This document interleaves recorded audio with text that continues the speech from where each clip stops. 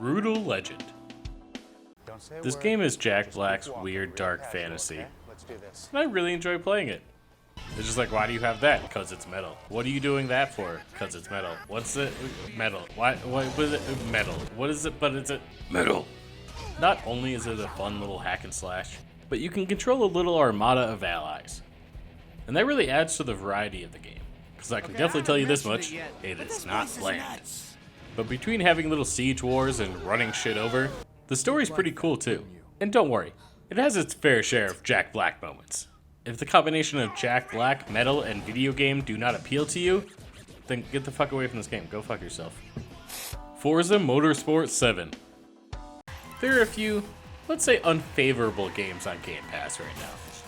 But they're unfavorable because the gameplay itself is kind of raunchy, as well as the actual controls. I really hang on to racing games that allow you to drift. While I'm definitely more of a fan of the older and traditional racing games than the newer, kind of more realistic ones. But in all honesty, Forza Motorsport 7 really had it in for me. I really didn't think I would like this game at all, and I never really cared for the series. But between the beautiful environment to the vast and crazy collection of cars you can have, this game really did provide some challenges for me. And while you play, you can actually feel the change in the cars and the environment. And thank God it's not hypersensitive like some of the other racing games on here. I don't want the feeling of just getting tossed around a fucking course. And thank God Forza really doesn't do that. I could definitely see mixed reviews between different types of gamers, but I actually had a lot of fun with this game. The only real downfall I would say is the 100 gigs you have to put into it for the download. And the multiplayer is very vast, but unless you pick the right race, you're not going to have a populated lobby at all. I also really enjoy the fact that in single play, they add your friends' gamer tags just for competition. It's a stupid little game dynamic, but it really pushes you further to want to play more. And as you continue to unlock cars, you kind of get this gotta catch 'em all kind of feeling, and it really does compel you to keep playing. Ikenfell. This is one of the cutest turn-based, grid-based RPGs I have played in some time. Now, I wouldn't give it a 10 out of 10, but it's still a great game. If you just haven't played a really good fantasy RPG in a while, and you're just craving something to play, this is definitely a good call. You do need to stay attentive during battles, and some fights can get quite tedious, but you're more playing them as little chess games than just spam the fucking A button until the battle's over. I don't like getting too much into the story with RPGs because I feel like I'm just ruining it and spoiling it, but you really start at the depths of the situation. There's something very ominous and dark happening, and the storytelling is quite good. It always gives you just enough information to not give anything away. There's a lot packed into this simple little game. If you miss the feeling of being caught up in a little fantasy RPG, I highly recommend getting lost into this game. Also, your save points are cats, so that's fucking adorable. Katana Zero. I thought this game was gonna be fun and easy, and it was, and then it gets really fucking hard, and then it gets really, really fucking hard, and then it gets like harder, and then it gets like really, really, really fucking hard, and then it's just, this game is a crazy platformer. You have to go to your objective and kill enemies under a certain period of time, which is fine and all, but you really can only get hit once by fucking anything. And even though it's fun and crazy and challenging, it's still fucking hard. It's really fucking hard. I think I said that before, but this is a pretty fucking hard game. This is difficult. But the main reason I would continue to torture myself with this game is because the game looks so fucking cool, and I just want to know what the fuck is happening, because there's so much fucking crazy shit going on, and all multi-dimensional demon, and fucking, Tales of Vesperia. Tales of Vesperia is a very similar saga to Final Fantasy. Every game telling you a very whimsical story in a fantastical world. And I've only played a few out of the many, one being Tales of Vesperia that I actually beat a few years ago. But this whole saga made by Bandai has really just flown under the radar for many years. They've been around since the 90s and people really only see Final Fantasy over this. And me personally, I binged through so many goddamn RPGs in my life I can't even fucking count sometimes. But there are always sagas and other companies that really fly under the radar just like Bandai. But personally, I was addicted since .hack. And I will always play an RPG if they make it. If you are an RPG fan, this game really plays a lot like Star Ocean. Same with the battle mode as well. So just saying that in itself, the game yields itself to a lot of customization. It also expects some really true JRPG grinding. Because even in my personal opinion, even Final Fantasy VII Remake really just went straight linear story style. There's not very much grinding needed. I miss that about RPGs. Fuck. You know, even when I was a little kid playing fucking Pokemon Yellow, I grinded the fuck out of Pikachu and I wrecked that rock gym. I know a lot of people that really get bored of that tedious shit, but I just find it so fun and fascinating. But in my opinion, the more you grind and level up, the more the battles completely change. And this is just me, and I know this is just me. It's a few other people, but I really like that when I equip a different weapon, I see a different weapon. Yo, I don't know why that gets me so fucking hard. And overall, this game has a good plot, a good battle system, and just generally good gameplay. Now, I understand I'm not going to mark this a 10 out of 10 game, but this is a pretty fun and quirky game. And if you really like JRPGs, definitely play this while it's on Game Pass. Carto. There's not a whole lot to say about this game, but there's so much about this game. The concept is quite simple, but sometimes the most simplified things can be the most complicated. And that's what makes this a pretty good puzzle strategy game. But you basically find and move around map pieces to unlock other pieces of the map. For example, you get hints within the story about where to place certain pieces. So you have certain pop-ups and locations, as well as dialogue. So like I said, very simple concept, but quite an intense game. But it is super duper fun. Now some parts were a bit frustrating, but I would definitely recommend this for a download, just to play this in your free time. It is a very fun and carefree game. Cricket 19. I honestly just feel like Cricket is not the game that you should be having as a video game. Also, what the fuck is this side music? What do I even say about this? I don't play cricket. I've never seen cricket. I don't watch cricket. I don't know what the fuck cricket is. I thought it was baseball, and apparently it's not baseball. It doesn't even look like baseball. The field doesn't even look like a baseball field, so I don't even know what the fuck you're doing, but you're still hitting the fucking ball. I don't understand it. I don't know. It's just like, do you really like cricket that much that you need to play it? Like, I didn't even, where the fuck I didn't even know that's where I thought the other guy was gonna throw. I didn't. I fucking hate this game. Now I'm like more confused. Oh, that's where I hit. Oh. Alright, I got it. Fuck you. Oh, great shot. Also, why is their sponsor just like a dachshund? I'm assuming it's dog food, but like what? Why? I usually don't do this, but because of their similarities, I'm going to review these three together. Day of the Tentacle, Full Throttle, and Grim Fandango. All three of these are classic point and clicks, with each having a very different story and plot, but the basis of the games are very similar, filled with complex little puzzles that can take quite some time to figure out.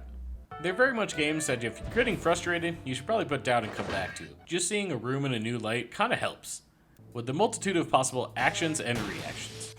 But also, if you have played these games before, I highly recommend the commentary. It's very hysterical, and very entertaining, and very informative. The Day of the Tentacle. This is a really fun and quirky sci-fi adventure. And the basic plot is you're literally saving the world from some giant tentacles. Not this one though. He's your homie. But aside from some occasional dark moments and some unethical science, this is a pretty fun and casual game. Woo, look at him go. Alright, now from fun and quirky to nitty and gritty. Full Throttle. This game is definitely a step up on the difficulty level. I only say that because some of the shit that you have to do in this game would have either taken me hours to figure out or a fucking online guide. So I earlier in the game lockpicked a padlock, and that padlock dropped, and I had to pick it up for something else. I would have never known. Like, for example, this part, I'm not sure if it's clever or fucking stupid. So I'm supposed to get gas. So I'm going to a gas tower, which I just set an alarm off at, and then a police cop comes up after I hide, so I can show back up to the police car, and I can actually put a hose and canister to that. But you would think that I would just go up to the tower or something else, so it's like fucking... Why? Honestly, it's just a really fucking intense game. And it's fun and cool, but... Jesus Christ. I would say Grim Fandango, even the remastered, doesn't really hold up that well.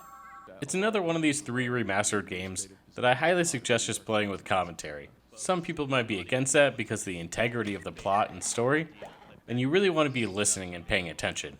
I a little bit down the road added subtitles for commentary and their text, but it is another game that's kind of more nostalgic than anything. But generally games of this type are a bit of a slow burn. You just need to have time and patience with these kind of games, and really be invested into the story. If it really doesn't capture you from the beginning, it's probably not worth taking it that much farther. Also, like Full Throttle, it really has some moments that gets you like, what? I was supposed to find that? Like randomly in the alley and just climb up a what? But if you ever get your hands on it, play Myst. It's definitely the king of this kind of genre. It's very old and retro, but it's so whimsical and amazing. There's some other kind of games out there, but meh, fuck it. As well as out of these 3, I would highly suggest Day of the Tentacle over the other 2. But I'm also just a huge sci-fi nut. So what the fuck do I know?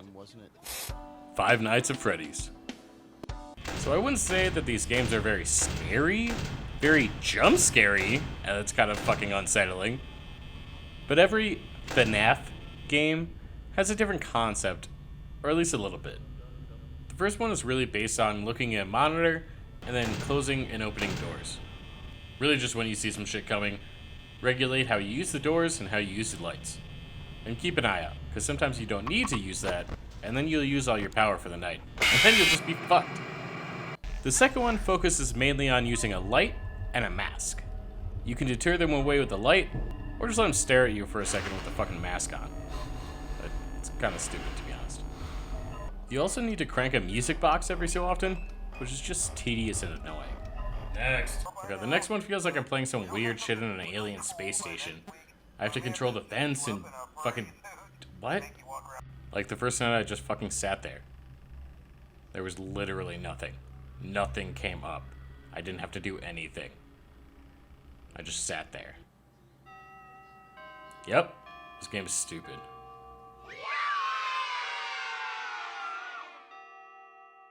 Though this is the first one that's really added any sort of side story to it.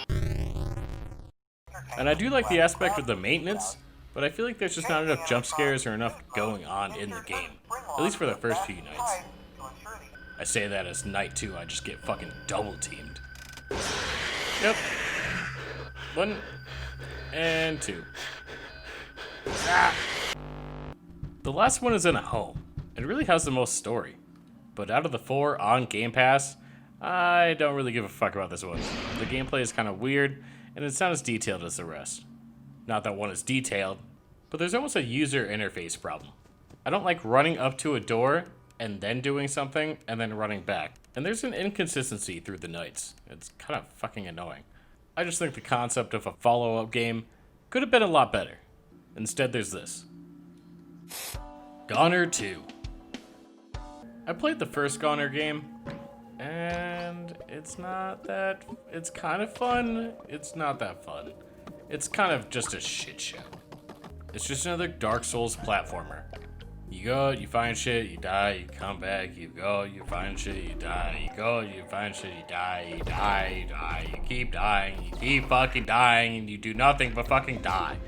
I understand this is a more fun and cute version of the Dark Souls games, and I understand how you, as a viewer, as an individual, would fucking love this shit. But I personally just can't anymore. Unless it really stands out, or unless it's really fucking good, I just can't do these type of games anymore. There is a little bit of uniqueness to this one, but it's not enough to make me coming back. ScourgeBringer. Honestly, one of the better of the Dark Souls platforming genre. It has much more of a Metroid feel and is a lot more fun to play than some of the others. Though I do have to warn you, it is really fucking hard. This really is a game that you really fucking have to grind. Like, I've easily died 100 times already. And it is really adaptive and very responsive. So every time that you die, you really do realize that it's your own damn fault. And you just want to keep playing just because you know you can do it next time. But it's also frustrating when you just keep dying. Supraland. This is a very cute, but simple, adventure RPG. I would even title this Baby's First Adventure RPG. It is incredibly basic and is the bare bones of the game type. You run around, you pick up coins, and you can buy upgrades. You have tiny worlds to explore on the way to your linear story. But even those have some user interface problems and could be done way better. Though the worlds are filled with fun, trivial puzzles, it does get kind of annoying and repetitive, especially when these tiny little motherfuckers are always killing you while you're doing shit. Rainbow Six Siege. This game actually used to be a decent amount of fun. Not saying that it's not now, but there's so much buyable content and pay-to-play shit. And there are people that have been playing this game since day one online. And the unfortunate thing about that is gear really does make you OP in this game. So I hate to say it, but if you really want to play this game, this might actually be a good time to jump in. And they also actually give you a rookie amateur mode, which is kind of cool. The game devs understood that some players could be overpowered, so it could be a really huge turnoff to new players. This could end in a very small, dwindling community, and they knew that. The community still is pretty lively, and they're really trying to do some fun stuff with every season. So at least you know the players are enthused, and the producers are still involved in the game. But like I said, there is a lot of pay-to-play content, so if you can get around that, it's not a bad game at all. And honestly, I'm a huge Tom Clancy fan, but this game kind of turned me off with the League of Legends character choosing. Basically, if I don't get the character I want, I can't play the way that I want. And the only way to get used to those players is by playing a vast amount on different characters. A lot. But I really just couldn't get used to the League of Legends choice. It's just not a fan. Because of how updated this game is, if you're really interested in this game, this is a huge time to jump in. In my opinion, the community is only growing. Unruly Heroes. This is basically a Rayman game, reskinned and redone. The art, the animation, the gameplay, everything feels like you're playing Rayman. Except now you're just playing as a variety of random heroes, and it's pretty fun. This game is also online co-op, so you can kind of fuck shit up with people. But this game is very straightforward. It's a side-scrolling platforming beat-em-up that really takes a bit more skill and finesse than anything. Honestly, can't say many bad things about this game. Sometimes it's a little glitchy or some weird here and there, but bare bones, it's Rayman creators making a Rayman game with a new twist. And I really trust their integrity to make a decent game. I would definitely say if you can, get a friend and play this online. It is very fun, and if you like Rayman or if you like the genre, this is definitely a game for you.